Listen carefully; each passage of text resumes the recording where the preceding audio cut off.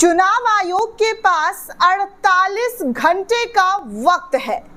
जी हाँ दोस्तों, चुनाव आयोग के पास मात्र 48 घंटे का वक्त है। ये वक्त सुप्रीम कोर्ट के जरिए मुकर्रर की गई है। अब चुनाव आयोग को, सुप्रीम कोर्ट को और देश की तमाम आवाम को, यानी कि 145 करोड़ देशवासियों के सामने वो 65 लाख लोगों का जो बिहार के अंदर मतदाता सूची से नाम काट दिया गया था, अब सार्वजनिक करना होगा। यह आदेश सुप्रीम कोर्ट के जरिए दिया गया है। बोले तो सुप्रीम आदेश चुनाव आयोग के खिलाफ लिया गया है।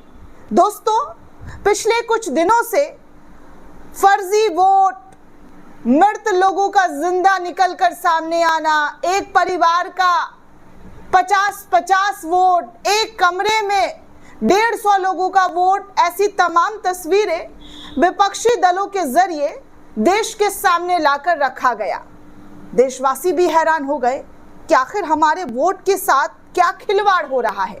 हमारा जो वोट, कीमती वोट, हर एक मतदाता का वोट दोस्तों कीमती होता है। वोटिंग वाले दिन जो है तमाम नेतागण क्या कहते हैं, पहले मतदान फिर जलपान। लेकिन पिछले कुछ दिनों से ऐसे ऐसे सबूत विपक्षी दलों के जरिए रखे गए, देश को दिखाया गया कि हर कोई उस सबूत को देखकर दंग हो गया।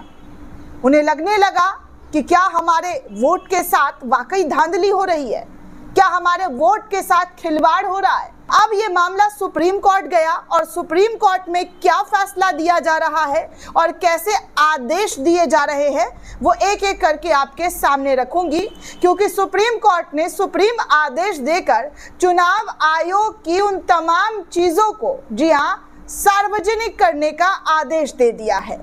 दोस्तों, सबसे पहले आपको बता दूं कि 65 लाख लोगों का, मतदाताओं, जी हाँ, 65 लाख मतदाताओं का जिनका नाम ड्राफ्ट लिस्ट में नहीं है, उनको लेकर सुप्रीम कोर्ट के जरिए बहुत ही बड़ा आदेश दिया गया है।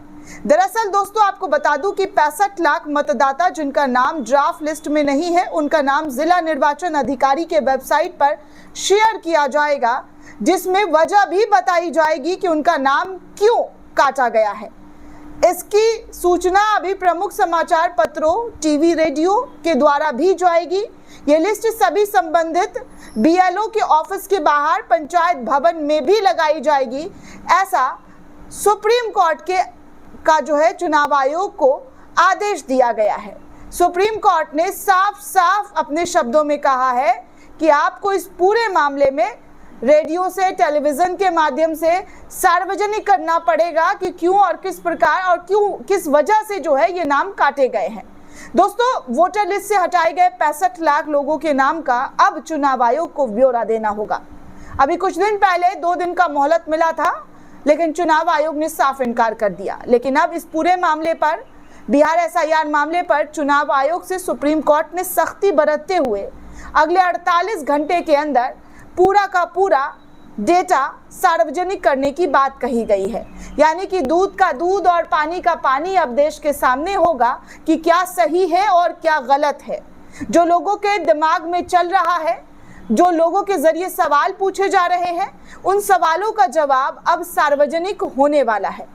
दोस्तों, न्यूज़ 24 के पत्रकार प्रभाकर कुमार मिश्रा ने भी कुछ जानकारी सुप्रीम कोर्ट से रिलेटेड शेयर की है और लिखा है कि एसआईआर पर सुप्रीम कोर्ट का आदेश है कि जिन 65 लाख मतदाताओं का नाम ड्राफ्ट लिस्ट में नहीं है, उनको अगले 48 घंटे के भीतर जिला निर्वाचन अधिकारी के वेबसाइट पर शेयर किया जाएगा, जिसमें वजह बताया जाएगा कि उनका नाम क्यों काट दिया गया है। ये लिस्ट सभी संबंधित बीएलओ के ऑफिस के बाहर, पंचायत भवन, वीडियो के ऑफिस के बाहर लगाई जाएगी। इस बात की सभी प्रकार की सूचना जो है समाचार पत्र, रेडियो, टीवी के द्वारा भी दिया जाएगा। अगली सुनवाई 22 अगस्त को मुकर्रर की गई है। जी हाँ, अब इस पूरे मामले पर अगली जो सुनवाई है वो 22 अगस्त को होगी।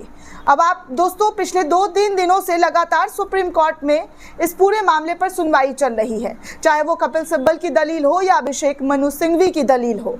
लगातार इस पूरे मामले पर सुप्रीम कोर्ट के सामने जो देश में फर्जी मतदाता और वोटर लिस्ट को लेकर जो सवाल खड़े हुए हैं, उसको लेकर सुप्रीम कोर्ट के अंदर जबरदस्त तरीके का जुड़ा हुआ, जिसमें सुप्रीम कोर्ट के जरिए भी कई सारे सवाल जो जज है उनके जरिए चुनाव आयोग के वकील से पूछा गया।